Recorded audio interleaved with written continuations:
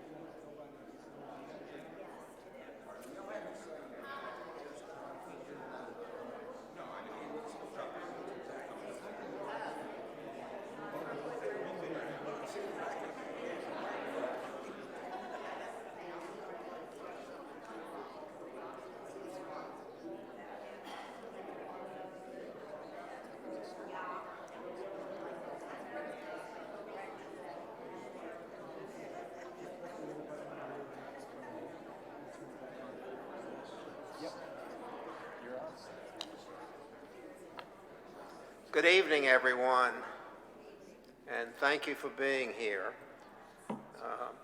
I'm Joel Piasek. I've been asked to chair the process of implementing our community plan along with Lisa Engel. The plan was adopted by the board of the Birmingham Jewish Federation and was prepared by a task force of members of our community. I was honored to chair that task force along with Lane Held and the other members, Lisa Engel, Stephen Green, Andrea Hayes, Jacob Halpern, Judd Harwood, Jennifer Culbersh, and Amy Sag. A big round of thanks to everybody on that committee for all of their effort and commitment which took place over a period of 10 months. Thanks also go to the members of our community who 2 years ago prepared the roadmap, which we all remembered and embraced as a recognition of the needs of our community to change and look to the future and ensure that we have a sustainable Birmingham Jewish community in the future. But most of the thanks really belong to each of you and the rest of the members of our Jewish community. As you will hear in a few minutes, this plan was based on information that you provided to the task force and that we used to determine the collective goals and community process. With that background, I'm going to introduce you to David Kaplan of Paramount Strategy, who's standing over here. David was the consultant to the task force and guided us in our focus and in our research. I don't know that we could have done it without him.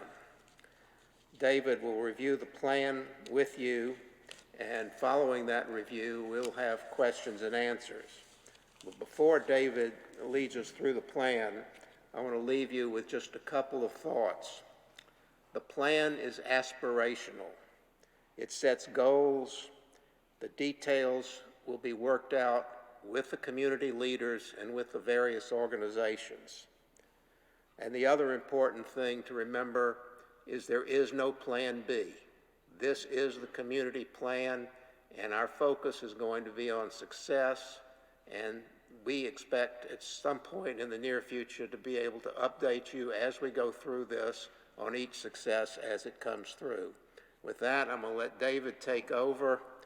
The security didn't come, so I'm going to go down and watch the door for a few minutes to see if anybody comes in late. David? Thanks, Joel. And thank you, everybody, for being here. It's an honor. It's been a fantastic group of people to work with. I will come closer to the mic. Is that a little bit better? We're good? Great. And it's different than Zoom. Unfortunately, that means I can't mute you. Or maybe fortunately. We'll see. But what I want you to do tonight is take a little bit of time just to step back. And some of you have heard this before, and for some of you, this is your first time going through this strategic plan. But to again, just take the time to listen, because that's exactly what this plan was all about, listening to our community.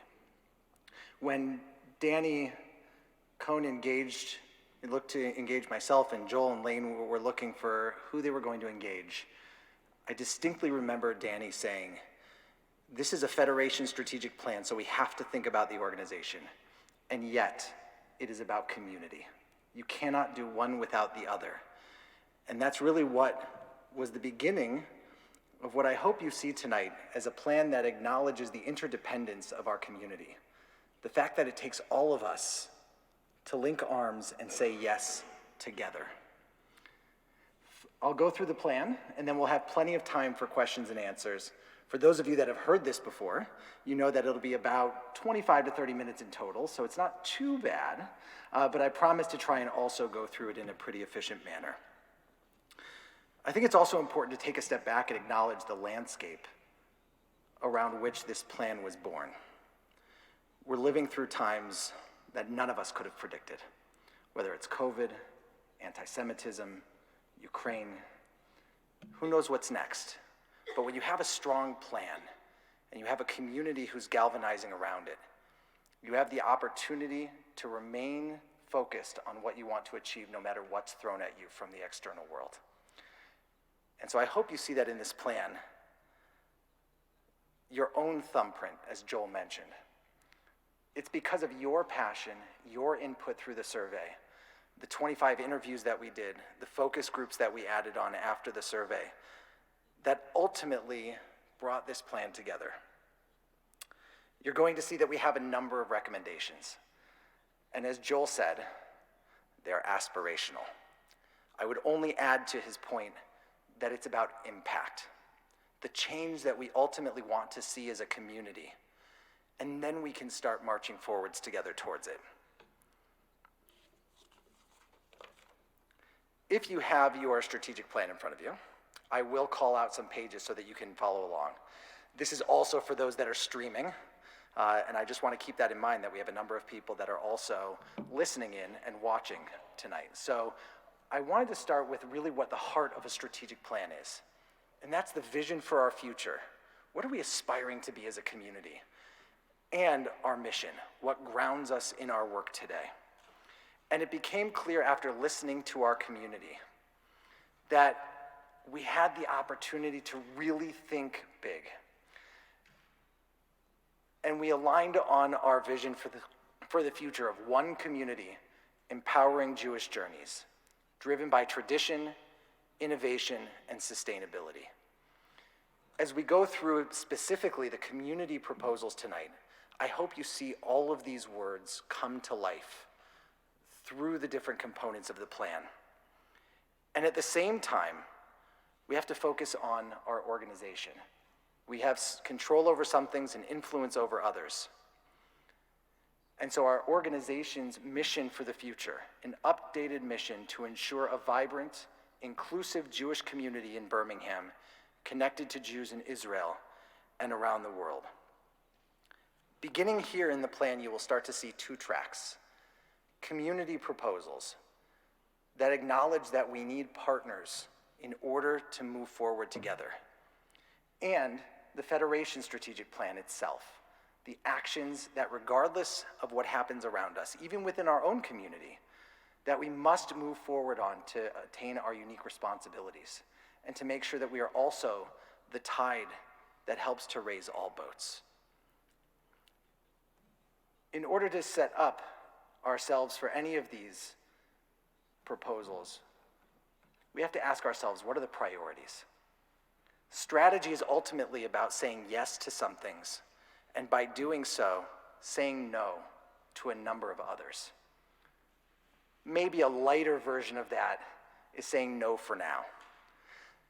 There are things that may come now, and there are things that may be possible later because of the actions we take today, but we can't do everything all at the same time. And based on our research and the surveys and the focus groups, which we'll come to over and over, there were really three areas of priorities. The first, increasing engagement and inclusion. How do we grow the pie for our community? How do we welcome more people? The second, the alignment of our organizations. How do we deliver services in a more unified and efficient way to make the greatest impact? And last, but certainly not least, how do we expand the ways to be philanthropic? How do we have a funding model that encourages more and creates sustainability for our community's future? And through these three priorities, we aligned on four goals. The first, of reorganization and realignment. How do we increase the quality of our Jewish program through a unified service and program delivery model? The second, of engagement and inclusion. How do we create Jewish engagement for a lifetime? Those seamless transitions that help us to each engage on our own journeys. Third, to focus our resources.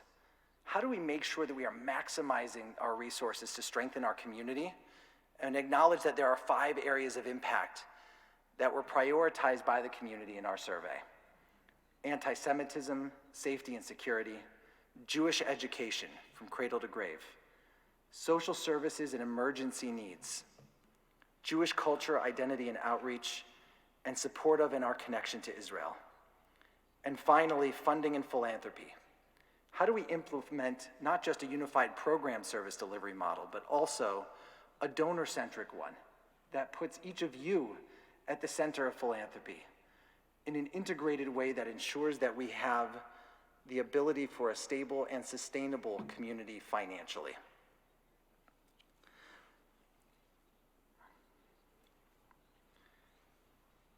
I'm going to turn to page 7 for those following along. Coming back to our community vision and starting to think about the community proposals. There are 5 community proposals that in combination will help us to think about our future. And as I said earlier, each of these is about impact. How do we create the change that we want to see? The first of our Jewish community as our primary audience. The second, integrating our philanthropic organizations. And by the way, we'll get to these on different pages. I see people flipping through. I'm just summarizing for the moment. The third, elevating our institutions through integration above and beyond our philanthropy. The fourth, right-sizing our real estate for the future of our community. And fifth, how do we create that outreach to those demographics that we identified that are so important to our future and our present? Each of these proposals alone is significant. They might be exciting, they might be scary. You might agree with them, you might disagree with them. I don't think it would be a Jewish audience if we didn't have a little bit of both. But I hope that you see them as reaching, as aspirational, as something that we can truly push for our future. And I'm going to take you through each one. So on page 8, we start with the first, the Jewish community as the primary audience. What we heard loud and clear in the survey results, as well as our interviews, was that we have to think about our community first. But I hope you don't see that as exclusionary or alone, because when we deliver the highest quality services for our community, we're only creating the opportunity to make an impact for everyone in our community. But we have to acknowledge that when we listen to our community saying that the services that are provided to the Jewish community are the ones that were most important to us, it acknowledges that each of us wants to be on that Jewish journey. And I think that's really inspiring because there were 550 people who said that these things were really important to them. And together, we have the opportunity to start there, but not end there, but to build bridges from our community into others. We're going to talk about some of the tactics later, but making sure that we have a strong connection to our broader community is just as important now, maybe even more important than it has been. But this is about increasing impact by increasing our focus. And we have to make some of the choices first that will help us to get there. The second proposal on page 9 of integrating our philanthropy through a single organization is all about how we will expand the pool of philanthropic dollars, protect our community's assets, and create more sustainable long-term funding streams, and a pipeline of development professionals who are serving our community. I think often we think of the word sustainability as financial, but the truth is it's much bigger than that. And this will ring true for this proposal and many of the others. It's about financial sustainability, but it's also about professional sustainability.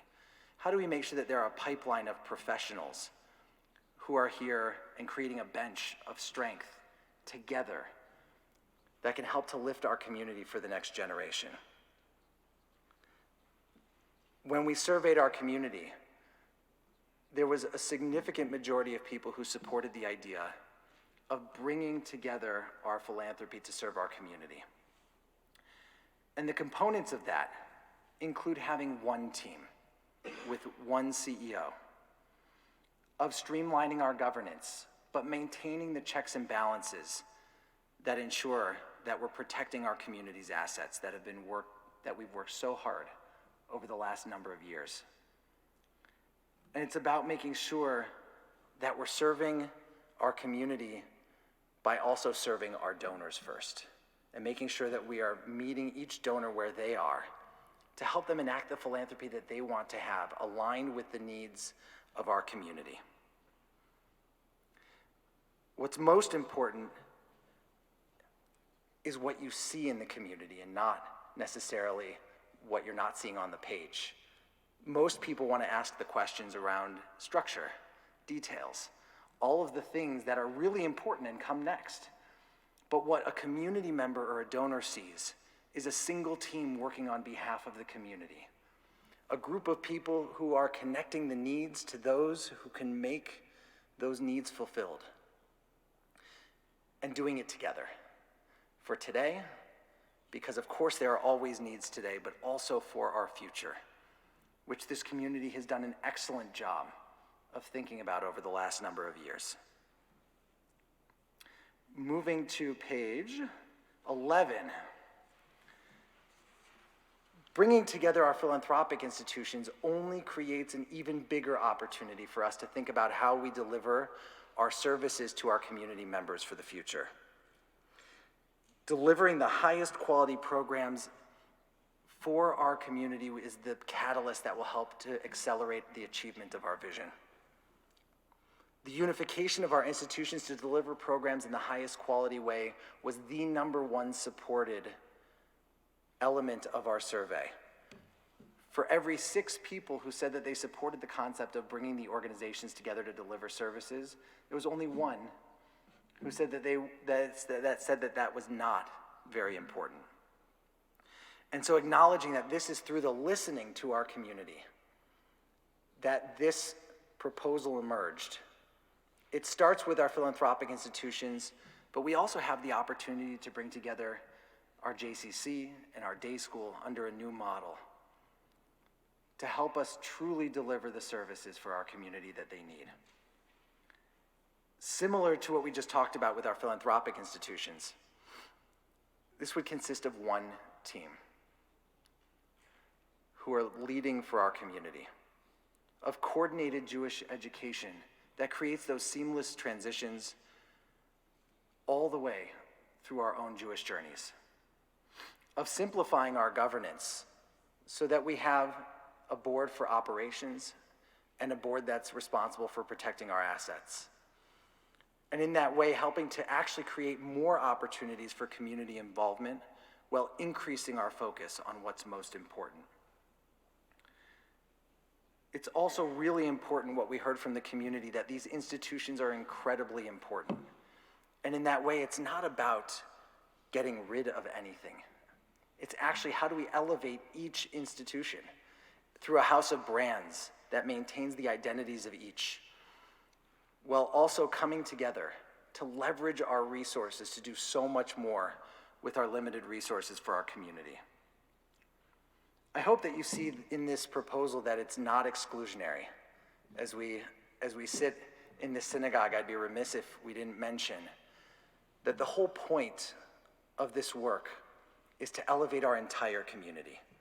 The synagogues are an integral part of so much of what this community does. In the survey, they were the top-ranked organization by participation, with over 85% of people belonging to at least one synagogue, if not multiple. These are critical institutions, and just because they are not mentioned by name, shouldn't mean, and others, by the way, it shouldn't mean that they're excluded in any way. Quite the opposite. They're critical partners in doing any of this work, just as they are today, in our young leadership programs and through our services that we provide. And we also have to choose what to do in order and sequencing. By bringing these institutions together successfully, we will create new opportunities, whether it's for additional affiliations and partnerships, back office shared services, and other new opportunities that we can pursue once we've done this really successfully.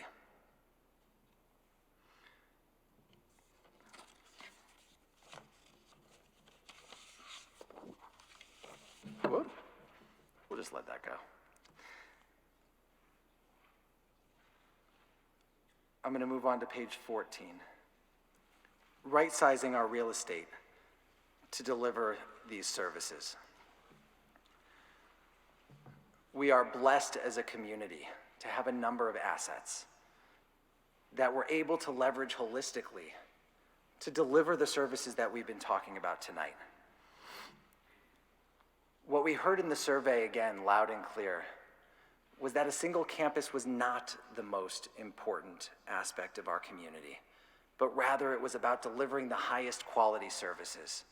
And in order to do so, we have to consider our real estate assets holistically across our community so that we can make them more accessible and meaningful for anyone who wants to participate. That includes thinking about satellite facilities, as well as thinking about our own campuses that we can help to transition to a truly sustainable model for our future. And at the same time, leverage that space to create meaningful Jewish spaces, just like the one that we're sitting in tonight. Ultimately, our real estate is the vehicle for delivering each of the services that we talk about. How do we make sure that they're in the right place and the right way for our community? And last but not least, on page 16, increasing outreach to our key demographics. Whether it was the roadmap, the demographic study, the surveys, the interviews, the focus groups, every single group identified our younger and next generation as key groups to invest in over the coming years. Whether it was our Jewish singles, our young families, our interfaith and multi-faith families, each group individually and together represented the most important demographic to invest in for our future.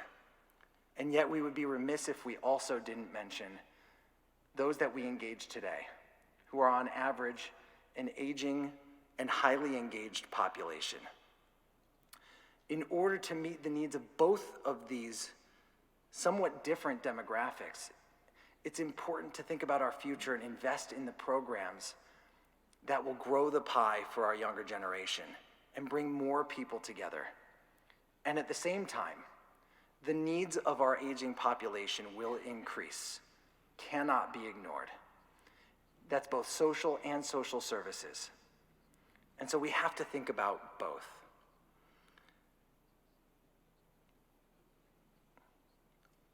At the end of the day, I think it was really interesting to look at the way that we all saw our future and looked at the next generation. And at the same time, it's up to us to inspire them, to build the programs and the institutions and the structure that will help make it easy, make it exciting, and help ultimately to come back to where we started in the first place. And I'm going backwards for those who are looking back to page 5, to come back to our vision of one community, empowering Jewish journeys, driven by tradition, innovation, and sustainability. In total, these proposals represent a strong, integrated community with increased focus to help us maximize our resources toward the vision that we've outlined here today. We've been fortunate over the last couple of weeks to have a few conversations with folks, so we've gotten to kind of get a pre-look at some of the questions that could be coming our way. And I wanted to at least take a moment to think about a few of the questions that have come up already. I mentioned earlier the point about some of the institutions that may not have been mentioned in the plan, whether it's synagogues or other community institutions. I hope that you see through the community proposal that this is all about the tide that raises all ships and increases impact for each organization, regardless of whether they are mentioned by name in here, because it's not about the institutions individually. It's about the people that are in this room and in every room across our Jewish community.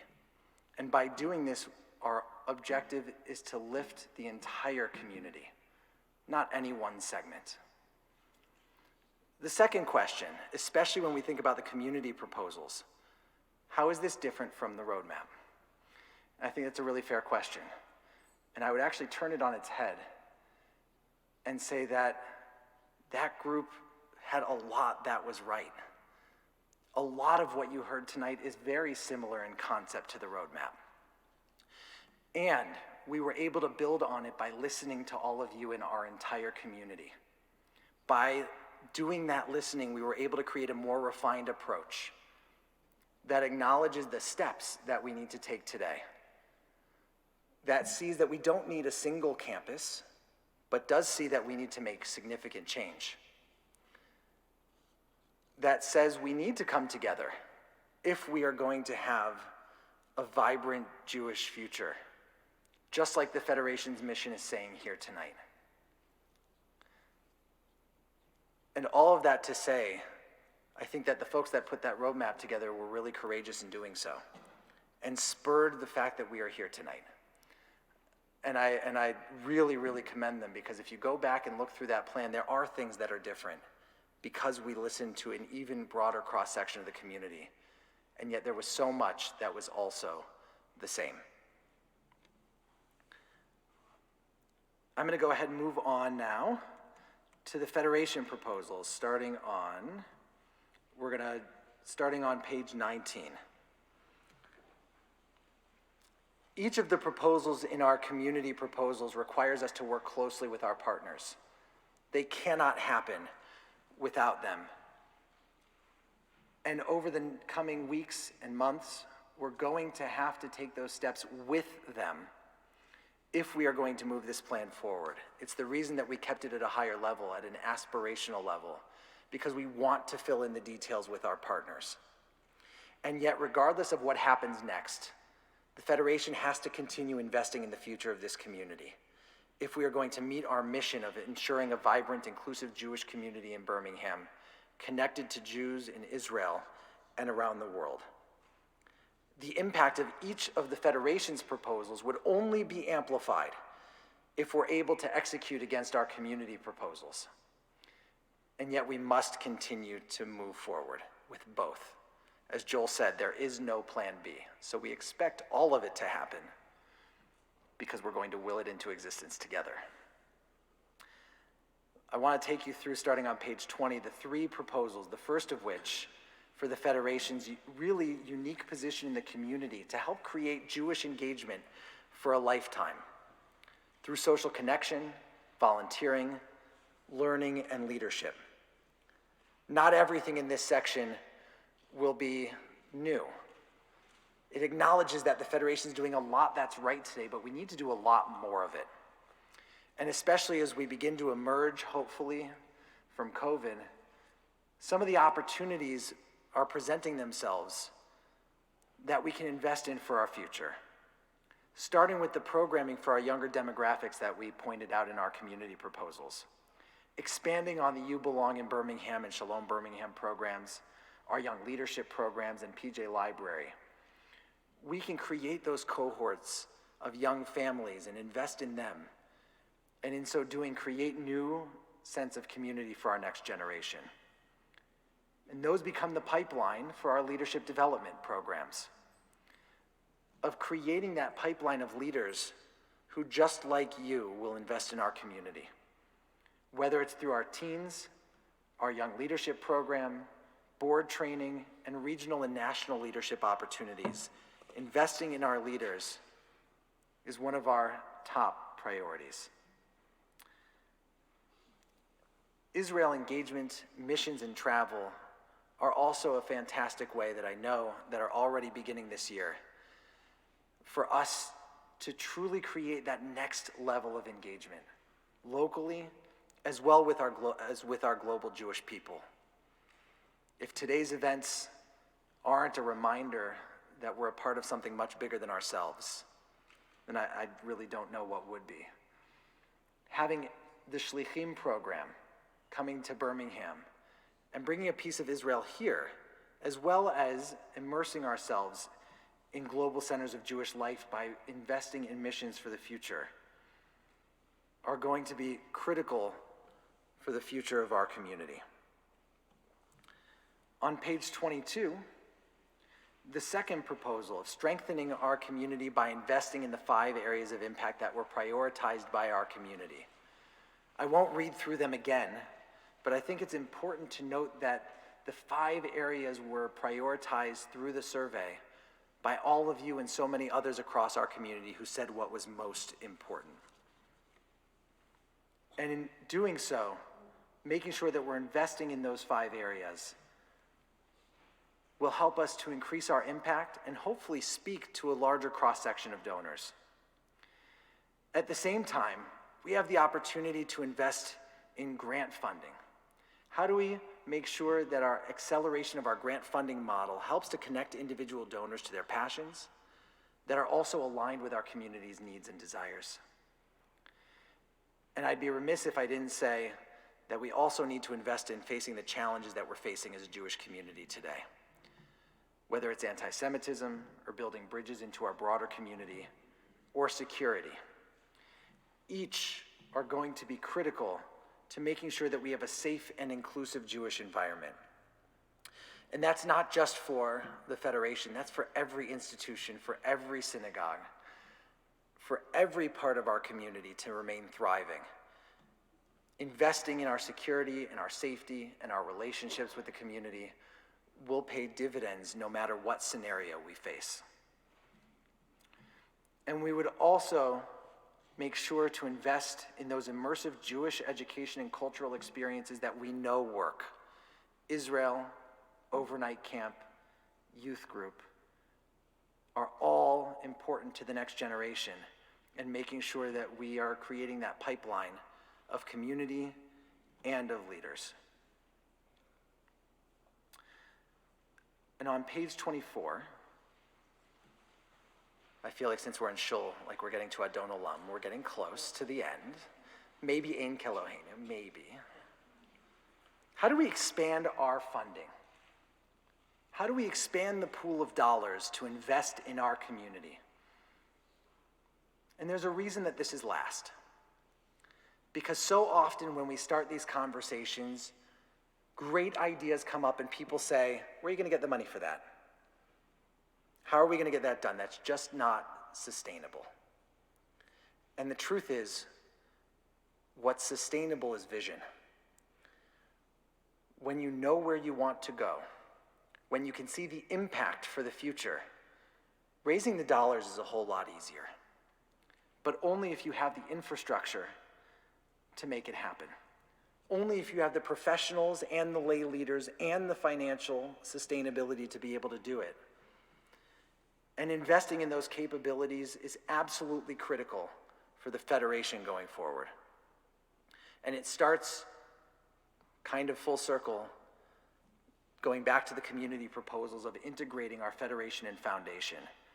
It requires that we have a full suite of services to meet our donors where they are.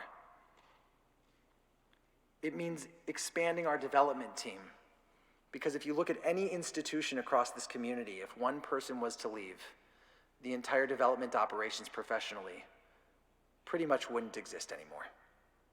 How do we make sure that there is a bench of people who are investing in our donors in our community to make sure that it is sustainable professionally, from a lay leader perspective, and a financial perspective? There should also be an acknowledgement that the world has changed when we think about the Jewish philanthropic world. Having grant capacity, making sure that we have grant writing capacity for the entire community, can open doors to additional sources of funding far beyond what we do today, but building on the great relationships that we have. If you think about PJ Library as a single example, that's just one of dozens of national Jewish funders who are driving local impact, whether it's Onward Israel, Honeymoon Israel, the Wexner Heritage Program, Schusterman, Jim Joseph, One Happy Camper. I could go on and on and on, but you have to make the case for local impact. So having that capacity and capability can help create funds that build a new model for us for our future, and also increase our access to other funding. Funding like the Department of Homeland Security grants, and many others. And at the same time, we must invest in our donors. How do we create the opportunities that inspire them to give, above and beyond what we do today? I promise this isn't a fundraising meeting, by the way. Whether it's designated giving opportunities, giving circles, planned giving opportunities, and all of the tools of a foundation, you have to bring them all together into a pipeline if you're going to create a sustainable solution for our future.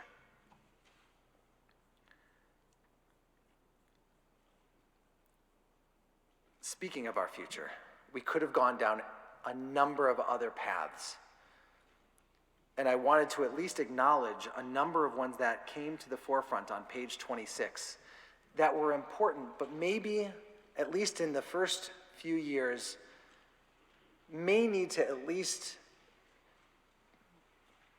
be sequenced after some of the other priorities that have come forward in this plan. And it starts with volunteerism. There's a number of national models of how we engage in volunteering across our community through our Jewish values. Survey respondents said that their social, religious, and social action priorities all aligned with the concepts behind increasing our volunteering. Expanding our older adult services is the recognition that over the next number of years, the needs of our aging population will become more every year. We're going to have to invest in that future in order to meet them where they are as well. Having a community planning function, I hope you see as a natural outgrowth of coming together, of being able to take a step back from not looking at just the day-to-day and thinking about what it's going to look like in 5, in 10 years. And I hope you see tonight as the beginning of that journey. And last but not least, shared services. Once we can create scale in our back office functions, as we come together through these community proposals and the federation proposals, we have the opportunity to do even more for our community so that they can invest, each organization, each synagogue, in what's most important, which is our Jewish community. I hope that you see that all of these together represent that aspirational plan that Joel mentioned at the beginning tonight. In order to achieve that vision of one community empowering Jewish journeys, driven by tradition, innovation, and sustainability, we have the opportunity to link arms and take bold action through this community plan to ensure that we have a vibrant Jewish community today and for generations to come. If we're going to move forward on these priorities, these goals, these proposals, we have to act and act decisively. We have a unique moment in time to make these reality, because while aspirational, they're not rocket science. They're absolutely things that we can implement over the next couple of years if we all say yes together, to build on our strength and to move into the future with confidence. Change is hard. And yet I hope you get that sense of inspiration, excitement, maybe even a little fear as we walk forward together. And I'll just end with a thank you again to Danny, to Lane, and Joel, who led this process, and to each of you who invest in our community every single day. It's an honor to work with Jewish communities around this country. We're facing challenging times, and yet the opportunity is absolutely huge to make a difference for each one of us in this room and for everyone in our community. I think with that, we'll finish up a little longer than that 25, 30 minutes I said, but isn't every service? And we will take questions, and Joel and Lisa, who will be chairing the process for next steps, will also be here, and Danny will be here to answer some of the questions as well. And we have a second microphone for those that have questions. I'm going to turn this mic off while I turn this one on.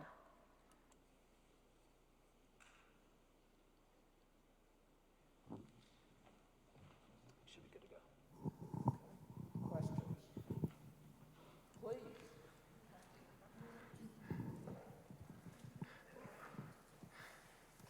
And thanks for taking the microphone so those folks streaming can hear you. Sure, thank you. So first of all, thank you for a good presentation. Thank you for everybody who's put a lot of work into this, and it looks like very, very, very good work.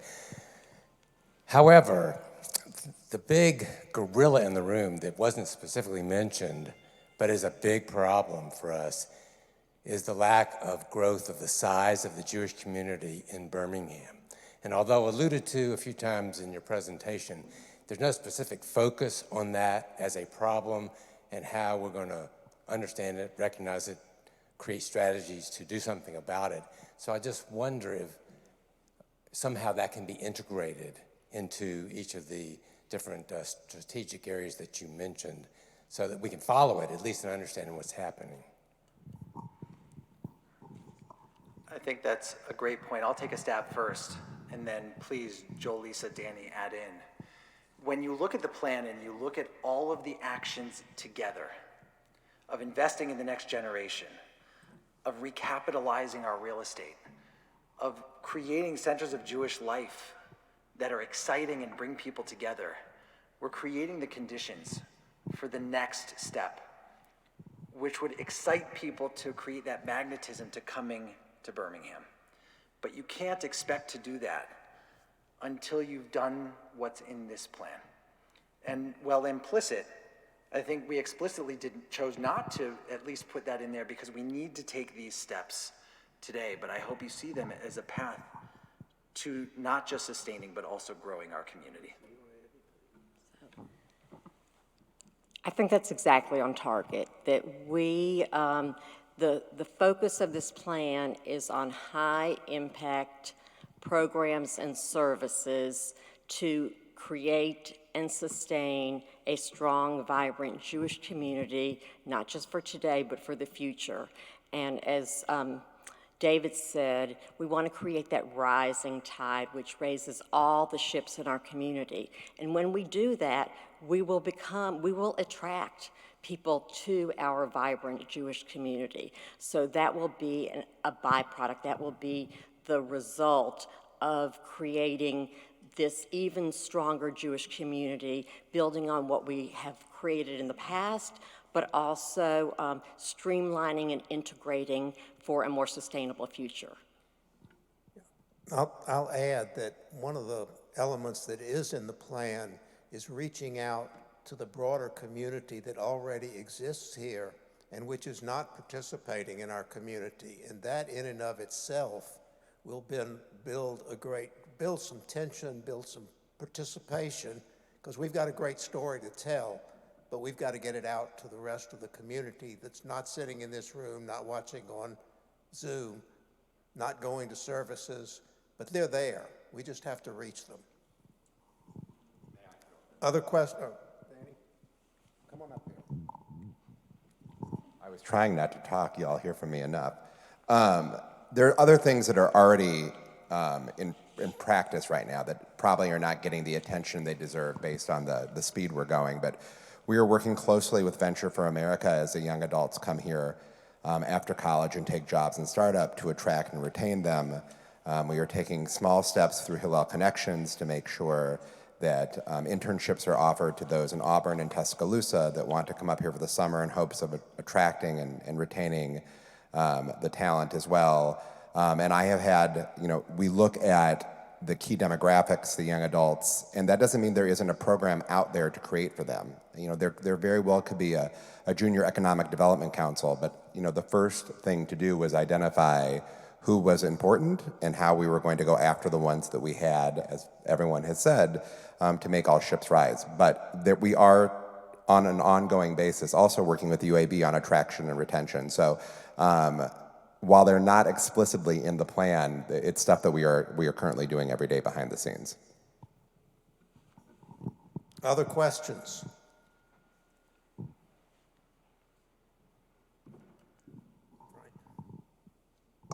Thank you, Joel and Lisa. I also applaud this incredible effort. I think it's apparent that our organizations can't continue to operate the same way they have for the last 10, 25 years. We've got to have change. We all see the tides that are coming from the younger generations in particular, but my question is, have we seen a program like this implemented in another community in the last few years, and what are their successes and failures? This one's a good one for me to take. As That's we a work, softball. That is a little bit of a softball. There's a number of communities around the country who are considering the same questions. This is, if you've seen one Jewish community, you've seen one Jewish community, but you've also seen every Jewish community. There's some things that make us similar and some things that make us different. A number of organizations around over the last 7 to 10 years in the Jewish world have been integrating at different levels to achieve the results that we're talking about here. And the really good news is that has produced a number of resources to help us more successfully implement integration and elevate our programs.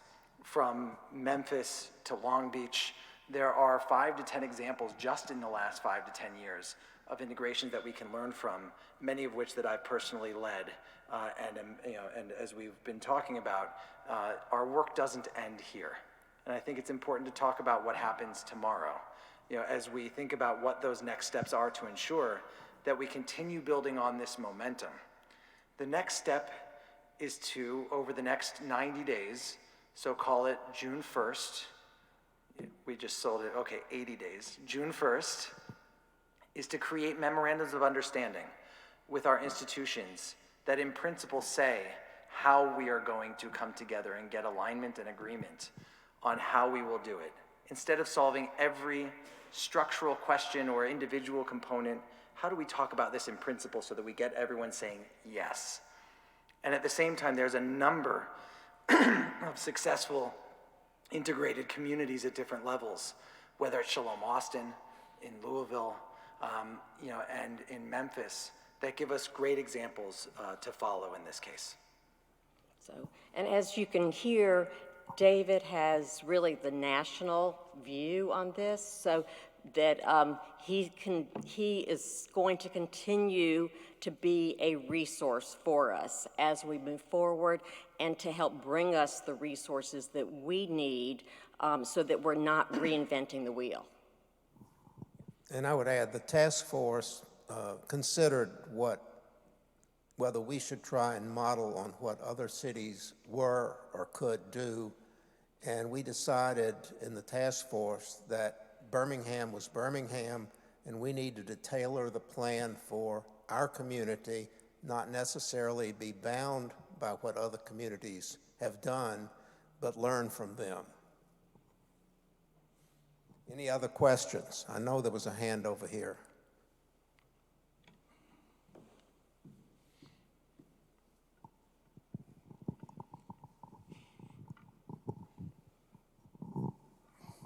I know tonight is more informational than anything else, but we've all been involved in organizations that we've had strategic plans.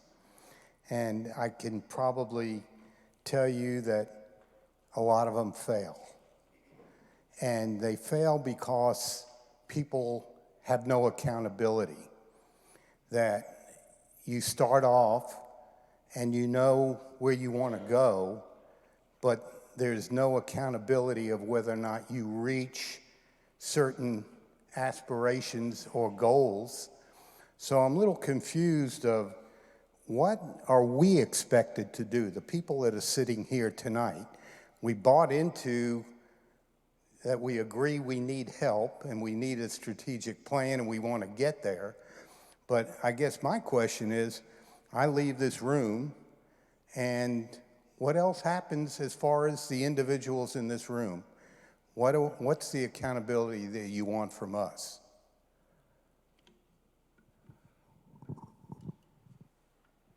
I think that's a fantastic question. Tell my wife. Sounds like volunteering to me. Voluntold, I think. I'll start a little bit, but I really do think it's on the people in this room to answer the same question that's just been asked. To ask yourself, what can you do starting tomorrow? Whether it's to support the plan as you talk to your friends and colleagues, whether to listen for the updates that we're going to be providing on at least a quarterly basis, if not more frequent, hopefully because we have movement. To build the momentum by saying yes, because we're going to need everyone to say yes if we're going to move forward on these actions together. And also, to Lisa's point just a moment ago, it's one of the reasons I think that this group chose me to help. Because we don't just put the plan here and leave. I don't personally like that. I think that it leaves something even for me personally. I want to help and make sure that we're bringing the templates to the table, whether it's in governance or in structure or in action plans. And you'll see at the back of the plan actual timelines that say, in the next 90 days we'll have MOUs. In the next year we will integrate with the foundation. In the next 2 years we will integrate with the day school and the JCC. You want to talk about accountability? We're putting timelines and metrics in place and a scorecard at the end of this plan that makes sure that you have something to measure, but you also have a part to play. Each of you will either build momentum for this or take away from it. Silence is part of taking away.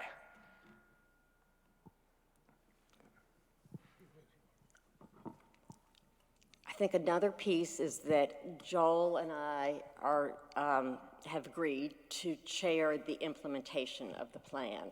So I'm going to say right now, I think on behalf of both Joel and I, that you can hold us accountable for the implementation. But we're going to need each of you. Those of you who are in community leadership positions, we are excited to work with you collaboratively on the details of the plan. This is a broad brush plan, and it's going to take collaborative work to fine-tune the optimal integration.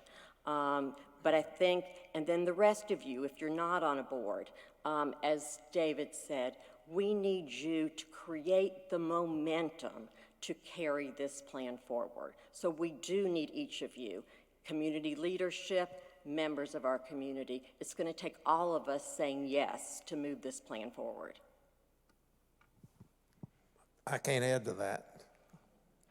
I can add something that Danny can't say. Double down on the community with your time, with your effort, and with your resources, because no matter what scenario, if you look at this plan that we're going to be facing, it will require more from each of us to get it done. You're welcome, Danny. Danny just needs to work more hours, that's all.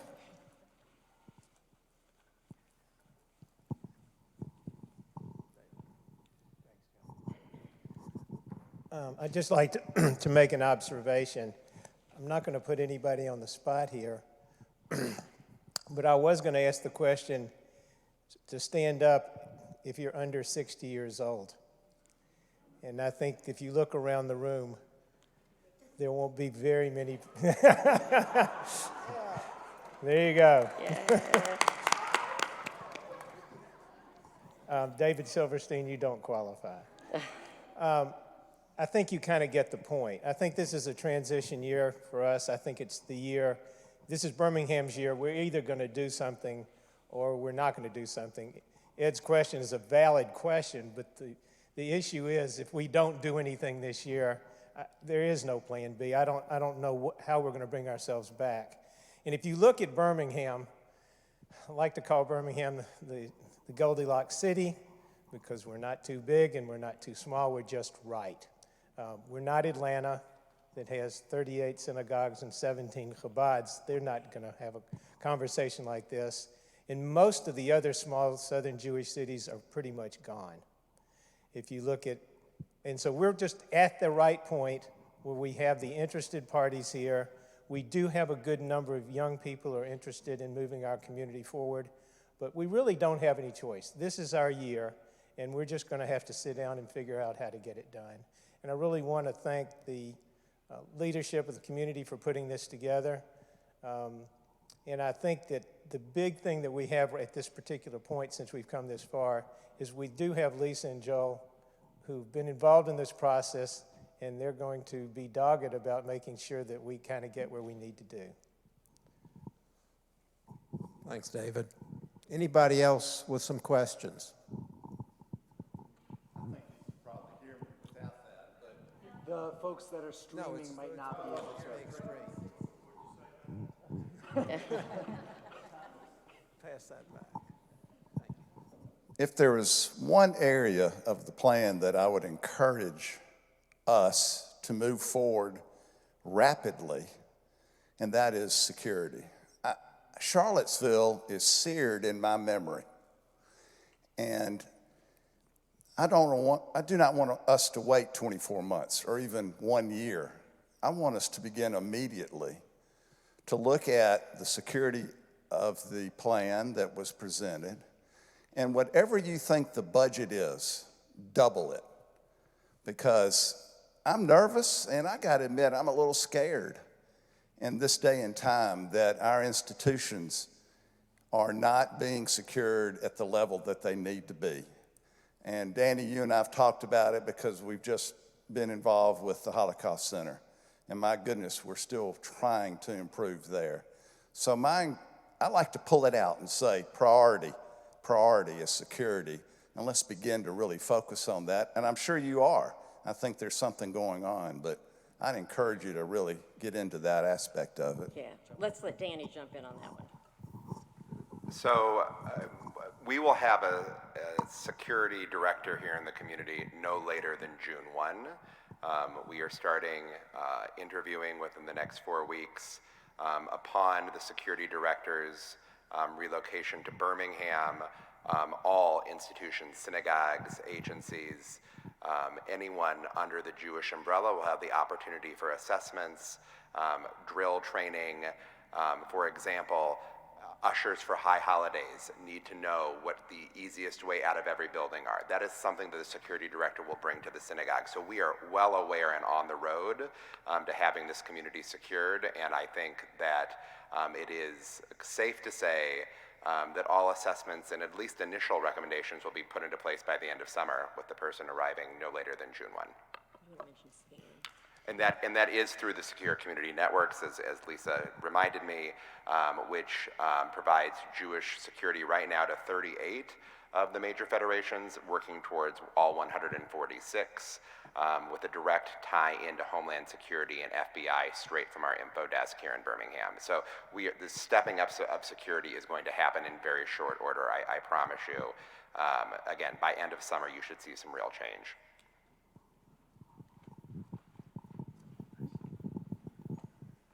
Along with that, one of the items you had on there was about grant writing.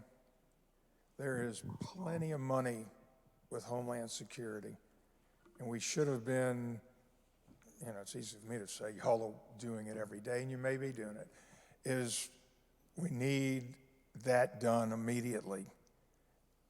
We have to find, if you haven't got it, somebody who can write the grants, because there's plenty of money at Homeland Security for security. It doesn't have to come out of our budgets necessarily. So right now we have each of our institutions individually applying. I know that the Jewish Community Center was awarded some money last year, as well as the day school. I know the Temple Emmanuel is partnering with the JCC with their grant writer. Any institution here that needs help writing grants absolutely can call me, and we will get them on the right path. The beauty about the security director is the efforts will be able to be coordinated across all of our institutions, but right now the J and the day school have done an amazing job of applying for those grants and receiving funding for security on that, but absolutely. Some more questions? I think that's all the questions. Oh, sure. David, a quick question. How are other communities reaching out for the younger members to be more associated or affiliated? If you look around this room, based on what we've already heard, the average age isn't as exciting as we'd like it to be, but how are other communities getting the involvement of the younger generation, we'll say? I'll start with the fact that this is a question not unique to Birmingham. That this is a set of secular trends. If you looked at the Pew study from 2020 that looked at this question nationally, and engagement and involvement in institutions from younger generations is declining rapidly. So how do you make the change? There's a number of strategies, starting with the ones that are here in this plan. It starts with engaging young families and young parents in PJ Library. It starts with missions to Israel and programs that get small cohorts together and neighborhood-based programs where they are. And then it leverages the digital technology and the infrastructure that we have to build upon that and start creating momentum. There's a number of programs around the country, whether it's with One Table, where you can digitally list where you're hosting Shabbat dinner, particularly for young people 25 to 40. There's programs like The Kitchen out of San Francisco that take synagogue and break down the walls and bring it to where people are. There's a number of programs that we can learn from that leverage a combination of what makes a community like this great, which in many ways, having been here a few times, is that familial aspect, with the tools that are around the country to help us build the next generation. And I'd be remiss if I also didn't say that it's investing in the leaders for the future, because just like many of you, I almost guarantee that almost every one of you was invited by someone else in this room to opt in. So how do we create those strong leaders for the future who will be an integral part of that? So it's a combination of leaders, of in-person programming, and digital technology that really has helped to engage a number of other people. Maybe finally I would add in the volunteerism aspect that is later on in this plan, that is really important to the younger generation in enacting social action, that the Jewish values in many ways sometimes are first priority for that generation and can help bring them into their first experiences that hopefully will be exciting and positive and lead to a second. Anything you want to add? Yeah, I would just say it's also kind of knowing where to find them. So about a year ago, the Federation made a strategic investment and hired a young adult coordinator, Sarah Weinberger, who has really set You Belong in Birmingham on fire. We average one event a month. The smaller events give about 75. The larger events get about 150 young adults, 75% of which are not from Birmingham. And so we are finding that, again, through either Teach for America or Venture for America, or whether it is they happen to come down here for a job with Shipped, they are looking for ways to get active and involved. And to echo what David said, we're seeing the most participation when it comes to social, volunteerism. And so river cleanups or park cleanups or going into different neighborhoods and helping the underserved populations is really where we're getting the involvement. You may not see them here at Shul, and you may not see them in the halls of the Jewish Community Center yet, but we are reaching out, and they know where they can find a connection to the community. And so, again, I have to credit Sarah for all of that because she works on it on a daily basis. But I'm pretty proud of where we've come, and gosh knows there's a long way to go. Any other questions?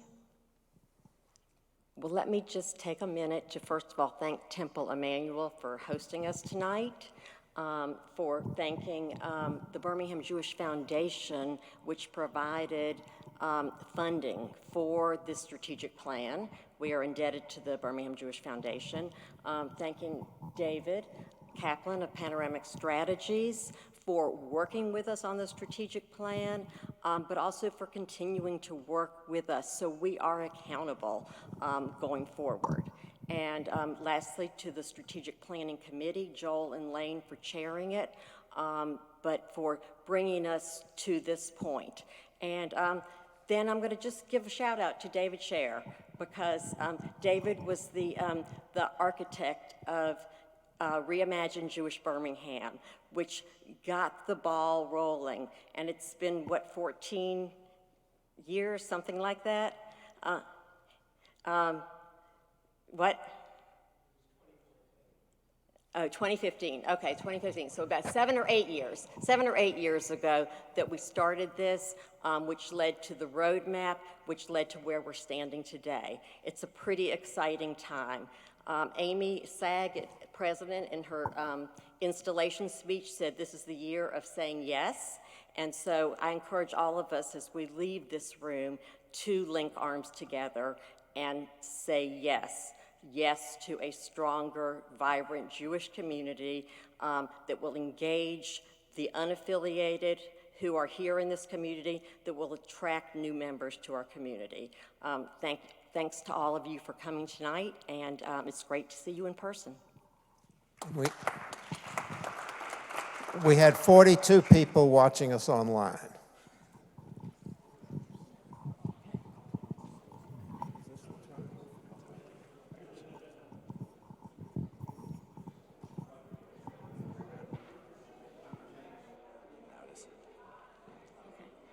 Nicely done. Yeah. Nicely done. Very nice. Yeah. Great on.